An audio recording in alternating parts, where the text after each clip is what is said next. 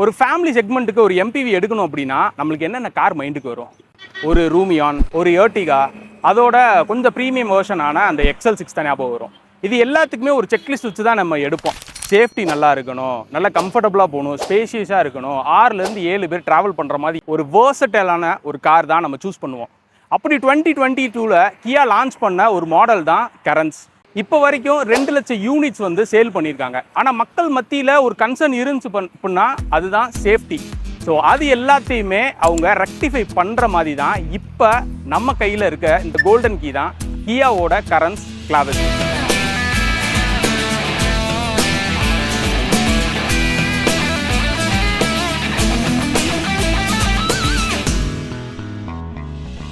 இந்த வண்டி பார்த்தீங்கன்னா K2 பிளாட்ஃபார்மில் வந்து மேட் பண்ணியிருக்காங்க. இந்த கிரெட்டா, அல்கசார், அப் கண்ட்ரீஸில் வந்து பேயான், ரியோ இந்த மாதிரி ஒரு சில வெஹிக்கிள்ஸ் இந்த பிளாட்ஃபார்மில் தான் மேட் பண்ணி இப்போ வரைக்கும் வந்துட்டு இருக்கு.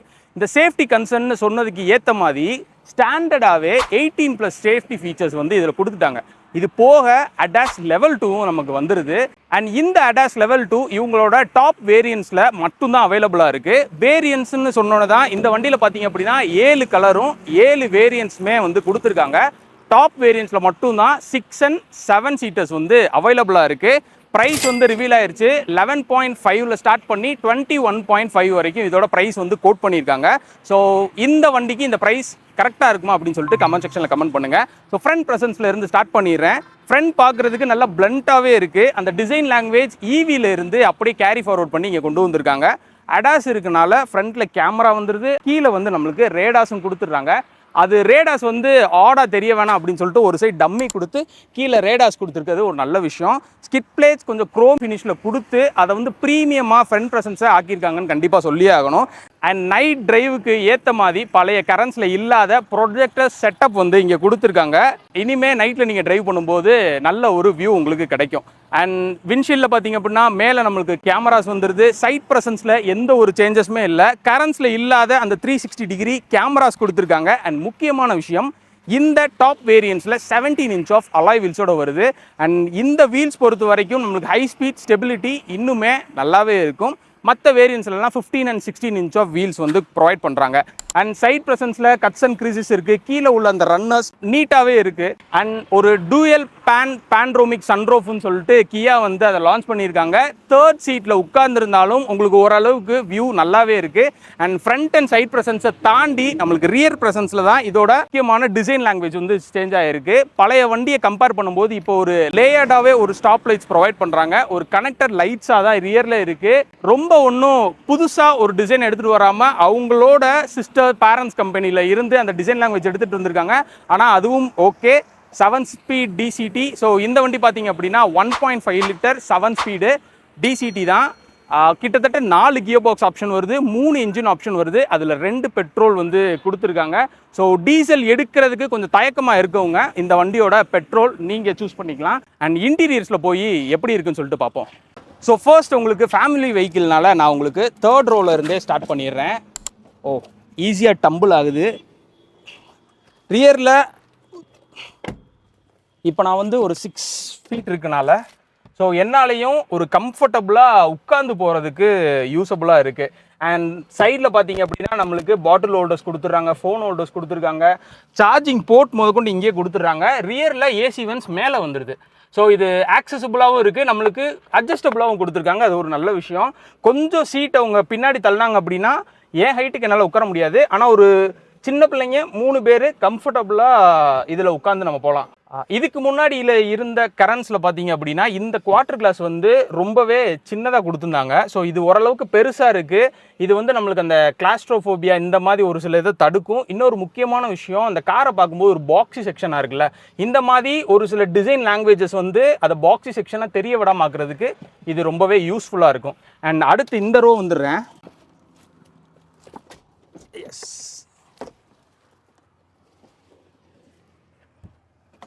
கொஞ்சம் வெளியே வர்றதுக்கு கொஞ்சம் எனக்கு கஷ்டமாக இருக்குது பர்சனலாக. இந்த என்ன தான் நம்ம சீட் வந்துட்டு நகட்டினாலும் வெளியே வர்றதுக்கு கொஞ்சம் கஷ்டமாக இருக்குது.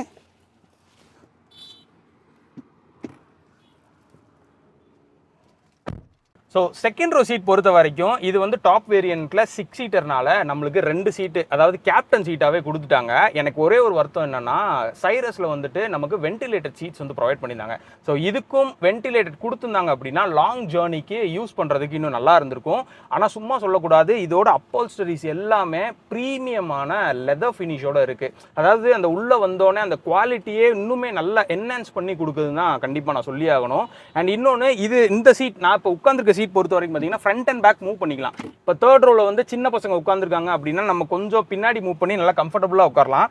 ஆனால் என் ஹைட்டுக்கு நீங்கள் பின்னாடி மூவ் பண்ணாமல் உட்காந்தீங்க அப்படின்னா இங்கே இது ஏர் பியூரிஃபையர் வந்து இங்கே இடிக்குது. ஸோ பழைய கரண்ட்ஸ்லேயும் இந்த ப்ராப்ளம் இருந்துச்சு. ஸோ இப்போயும் இதை ரீப்ளேஸ் பண்ணி வேறு ஏதாச்சும் ஸ்விட்ச் பண்ணாங்க அப்படின்னா இன்னும் நல்லா இருந்திருக்கும். ஏர் பியூரிஃபையர் பெஸ்ட்டான ஒரு திங். இப்போ வரைக்கும் கியா அதை ஃபாலோ பண்ணி கொண்டு வந்துட்டு இருக்காங்க. அண்ட் இந்த சீட்டில் இருந்து பார்த்தோம் அப்படின்னா நான் அந்த பெரிய பேனரோமிக் சன்ரூஃப் இங்கே வரைக்குமே ஓப்பன் ஆகுது. நான் ஃப்ரண்ட்லேருந்து உங்களுக்கு ஓப்பன் பண்ணி காமிக்கிறேன். இந்த ரெண்டு சீட்டுக்கும் இண்டிவிஜுவலான ஏர் வென்ஸ் வந்து இங்கே ப்ரொவைட் பண்ணுறாங்க. ஸோ இது வேணும்னா ஆஃப் பண்ணிக்கலாம், ஆன் பண்ணிக்கலாம், அந்த மாதிரி இருக்குது. அண்ட் இந்த சீட் பொறுத்த வரைக்கும் நமக்கு இங்கேயே நம்மளுக்கு பார்சல் ட்ரே வந்துடுது. ஸோ இதில் வந்து தனித்தனி ஹேண்டில்ஸ் கொடுத்துருக்கனால லாங் ஜேர்னி எப்போ வந்து நம்ம டயர்ட் ஆகாமல் கம்ஃபர்டபுளாக போகிறதுக்கு ரொம்பவே யூஸ்ஃபுல்லாக இருக்கும். ஹெட் ரெஸ்ட்டுமே ஒரு அட்ஜஸ்டபிளாக கொடுத்துருக்காங்க, அதுவும் ஒரு நல்ல விஷயம் தான். ஸோ இந்த சீட்ஸ் பொறுத்த வரைக்கும் பார்த்தோம் அப்படின்னா இங்கே ஒரு பாக்கெட் ஹோல்டர் வச்சிருக்காங்க. ஏதாவது ஃபோன் சார்ஜ் போட்டோம் அப்படின்னா அங்கே வச்சுக்கலாம். அது மட்டும் இல்லாமல் மேகசின் ஹோல்டர்ஸ் இங்கே கொடுத்துருக்காங்க. இப்போ 1 லிட்டர் வாட்டர் பாட்டில்ஸ் வைக்கிறதுக்கான தனி ஸ்பேஸ் நம்மளுக்கு டோர்ஸ்லேயே வந்துடுது. இதுவும் பார்த்தீங்க அப்படின்னா நல்லா ப்ரீமியமாக இருக்குது. ஆனால் கொஞ்சம் பிளாஸ்டிக் குவாலிட்டி மட்டும் இங்கே கொஞ்சம் டவுனாக இருக்கிறது ஒரு ஃபீலாக இருக்குது.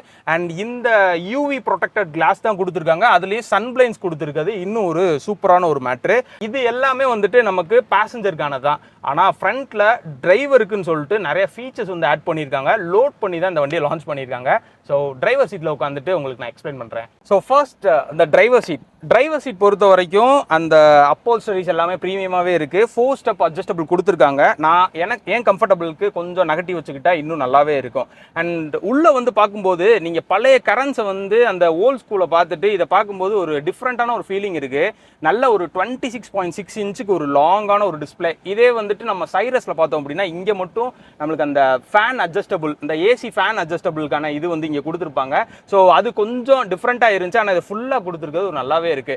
நல்ல ஒரு ஹார்ட் பிளாஸ்டிக்ஸ், ஒரு டார்க்கான ஒரு ப்ளூல வந்து ப்ரொவைட் பண்ணியிருக்காங்க. இந்த இடத்துல இந்த டெக்ஸ்சர் மட்டுமே ரொம்பவே ஒரு நல்ல ஒரு ஃபீல் கொடுக்குது நீங்க தொட்டு பார்த்தாலே.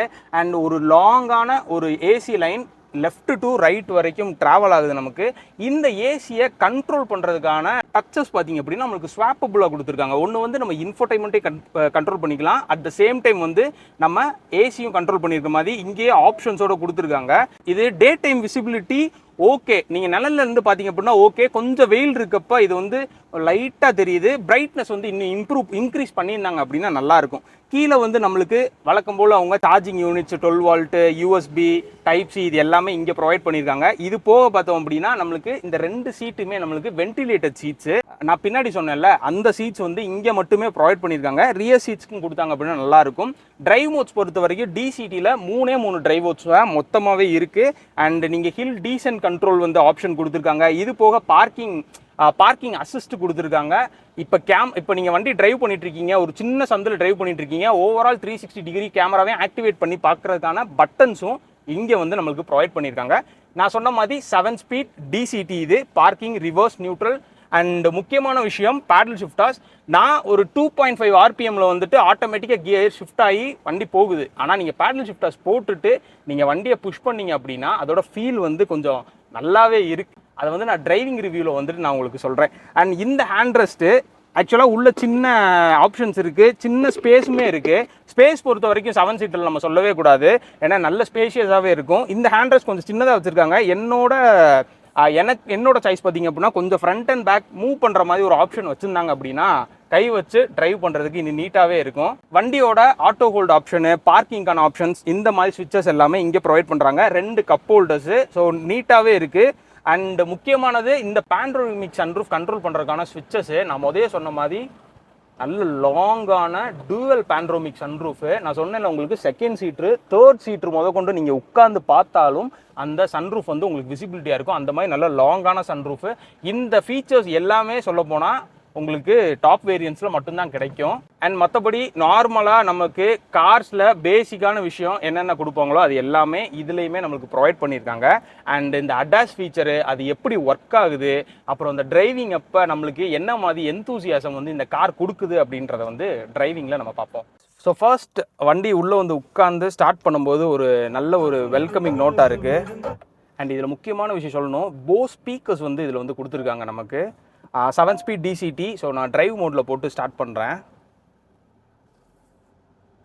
ஸோ எனக்கு இந்த வண்டியில் உட்காந்தோடனே எப்படி ஒரு ப்ரீமியம் ஃபினிஷ் இருக்கோ, இப்போ உட்காந்தோடனே எனக்கு ஃப்ரண்ட் பானட் வரைக்குமே எனக்கு நல்லாவே தெரியுது. இப்போ நீங்கள் ஒரு பம்பர் டு பம்பர் டிராஃபிக்லேயும் இந்த வண்டி நீங்கள் ஓட்டினாலும் உங்களுக்கு பெரிய வண்டி ஓட்டுறதுக்கான ஃபீல் வந்து இருக்காது. இப்போ நான் ஓட்டிட்டு வந்த வரைக்கும் ஒரு 5 சீட்டர் நீங்கள் ஓட்டினீங்கன்னா எவ்வளோ கம்ஃபர்டபுளாக ஓட்டுவீங்க, அந்த அளவுக்கு ஒரு ஃபீல் இருக்குது. அண்ட் கியா வந்து இதோட சஸ்பென்ஷனை வந்து ஸ்லைட்டாக வந்து டியூன் பண்ணியிருக்காங்க.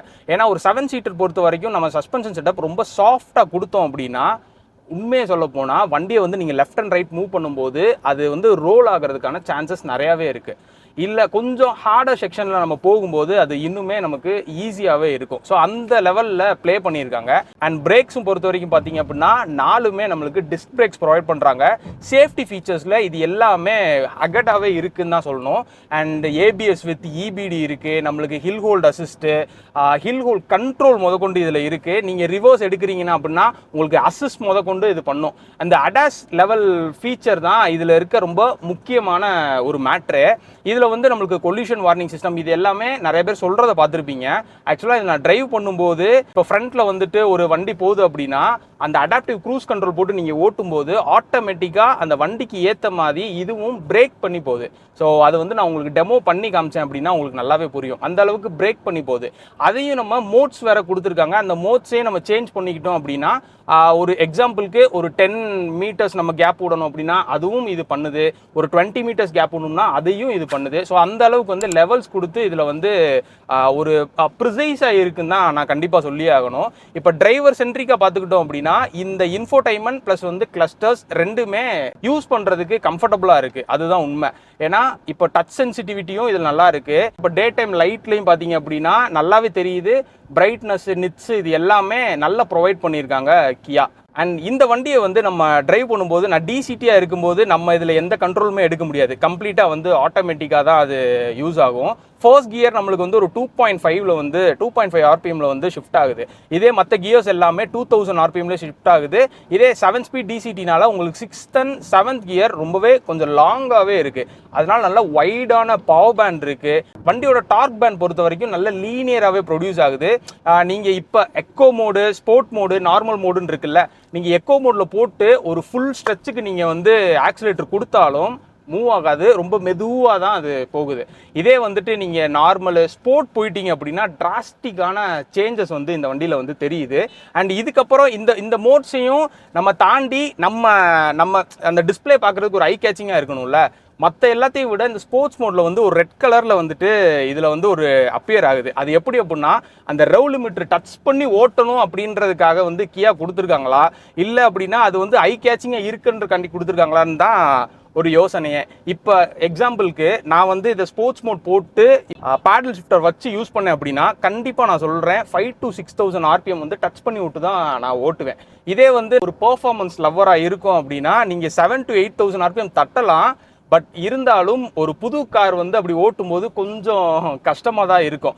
இன்னொன்று இது ஒரு 7 சீட்டர் அப்படின்னு சொல்லிட்டாலே பெர்ஃபார்மன்ஸ் அப்படின்றது அந்த இடத்துல கம்மியாக தான் இருக்கும். ஒரு ஃபேமிலி ஓரியன்டான சேஃபஸ்ட் காராக தான் நம்ம எல்லாருமே யோசிப்போம். அப்படின்ற பட்சத்தில் நம்ம பார்க்கும்போது இது ஒரு சேஃப்டி கார் வித் லீனியரான பார் டெலிவரியோட தான் இந்த இன்ஜின்ஸ் வந்து இருக்கு. இன்னொன்று நான் இந்த இன்ஜின்ஸ் பற்றி சொல்லும்போது 1.5 பெட்ரோல் இருக்கு, டர்போ பெட்ரோல் இருக்கு, டீசல் இருக்கு. இந்த டீசல் நான் ஏற்கனவே சொல்லியிருந்தேன், நிறைய பேர் வந்து அந்த டிபிஎஃப் இருக்கனால வந்து அந்த ரவ் சவுண்டு கேட்குன்னு நினைக்கிறேன். நல்ல ரவ் ஹாப்பியான ஒரு இன்ஜினாக தான் இருக்கு. ஸோ இந்த பேக் டு அந்த டீசல் பொறுத்த வரைக்கும் பார்த்தோம் அப்படின்னா அந்த பார்ட்டிகுலர் மேட்டர்ஸ் அந்த BS6 நார்ம்ஸ் இருக்க வரைக்கும் நிறைய பேர்த்துக்கு பஞ்சியாக இல்லைன்னு சொல்லிட்டு சொல்கிறீங்க. ஸோ இந்த பஞ்சியாக இருக்கணும் அப்படின்னா நம்மளுக்கு ஓல்டு டீசல் வண்டி தான் கண்டிப்பாக நம்ம எடுத்தே ஆகணும். கரெக்டான நார்ம்ஸ் இருக்கனால நம்ம எதிர்பார்க்குற பெர்ஃபார்மன்ஸ் வந்து அந்த வண்டியில் இருக்க மாட்டேங்குது, அதுதான் உண்மை. இதில் ஒரு நல்ல விஷயம் என்னன்னா, ஃபர்ஸ்ட் நம்ம கரெக்டாக ரிவ்யூ பண்ணும்போது நம்ம பார்த்தது வந்து இந்த டிரைவ் அசிஸ்ட். ஆக்சுவலாக கேமரா வந்து ரைட் சைட் கேமரா வந்து நம்மளுக்கு ரியரில் என்ன வண்டி வருது அப்படின்னு காமிக்கிறோம், அது எல்லாமே காமிக்கும். அண்ட் இந்த இதில் வந்து நான் பார்க்குறது அதோட ஆர்பிஎம் மீட்டரில் வந்து அதை காமிக்கிறனால சைட்லேயே நம்மளுக்கு எவ்வளோ ஆர்பிஎம்ல இருக்குது அப்படின்றத காமிக்கும். அது ஒரு ஓகே, ஒரு நல்ல விஷயம். ஸோ வண்டியை புஷ் பண்ணுறேன். இப்போ ரைட் டு லெஃப்ட் மட்டும் உங்களுக்கு போய் காமிக்கிறேன். ரியரில் உங்களுக்கு பாடி ரோலுன்றது வந்து இதில் பெருசாக இல்லை. நான் முதலே சொன்ன மாதிரி சஸ்பென்ஷனில் சின்ன டியூனிங் பண்ணியிருக்காங்கல்ல, அந்த டியூன் பண்ணனால இது ஒரு பெரிய சப்போர்ட்டிவாகவே தான் இருக்குது. இப்போ இந்த ரோட்டில் பார்த்தீங்க அப்படின்னா நிறைய வந்து இது வந்து ஒரு பேட்சியான ரோட்ஸ் மாதிரி தான் இருக்குது. இன்னும் வந்து நீங்கள் மூவ்மெண்ட் வந்து அப் அண்ட் டவுன் மூவ்மெண்ட்ஸ் நிறையாவே இருக்கும்.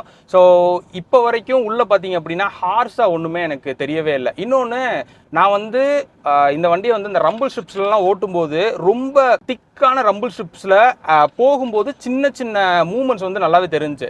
பட் ஆனால் நார்மலாக இருக்க சின்ன சின்ன ரம்பிள் ஸ்ட்ரிப்ஸ்லாம் நீங்கள் போகும்போது உள்ளே ஒன்றுமே தெரியல. அவ்வளோ கம்ஃபர்டபுளான ஒரு டிரைவ் வந்து இது கொடுக்குது.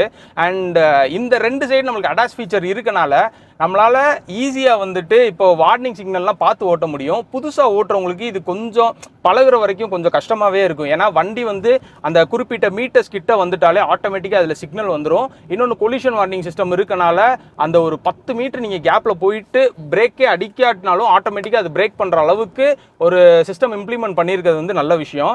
அண்ட் டிரைவிங் அப்போ இந்த ஸ்டியரிங் பற்றி நம்ம கண்டிப்பாக பேசவே செய்யணும். ஏன்னா ஹேண்ட்லிங்கில் வந்துட்டு இது ரொம்ப முக்கியமான ரோல் வந்து ப்ளே பண்ணுது. இப்போது ஸ்டியரிங் பொறுத்த வரைக்கும் ஒரு 30-40 போனீங்க அப்படின்னா அது வெயிட் வந்து கொஞ்சம் லைட்டாக ஆடட் ஆகுறது தெரியுது. இதே 80-100 போனீங்க அப்படின்னா நல்ல ஸ்டர்டியாக இருக்கிற மாதிரி ஒரு ஃபீல் இருக்கு. இப்போ எக்ஸாம்பிளுக்கு நம்ம இதை டக்குன்னு வந்து ஏதோ ஒரு இன்சிடென்ட் நடக்குதுனாலும் நம்மளால ஈஸியாக கண்ட்ரோல் பண்ணுற அளவுக்கு ஒரு கண்ட்ரோலபிளான ஸ்டியரிங் வந்து கொடுத்துருக்காங்க. 2 ஸ்போக் ஸ்டியரிங் தான் கொடுத்துருக்க. பட்டன்ஸ் எல்லாமே யூசர் ஃப்ரெண்ட்லியாகவே இருக்கு. இன்னொன்று, இந்த கிளஸ்டரும் பார்த்தீங்க அப்படின்னா நம்மளுக்கு தேவையான அடாஸ் ஃபீச்சரை வந்து இதுலேயே வந்து ஆஃப் பண்ணி ஆன் பண்ணிக்கலாம். இன்னும் முக்கியமான விஷயம், வண்டி டிரைவ் பண்ணுறதுக்கு முன்னாடி வெறும் ஸ்டியரிங்கில் இருக்க சுவிட்சஸை வச்சு மட்டும் அடாஸை கண்ட்ரோல் பண்ணாமல் இது எல்லாமே ஒரு தடவை செக் பண்ணிக்கோங்க.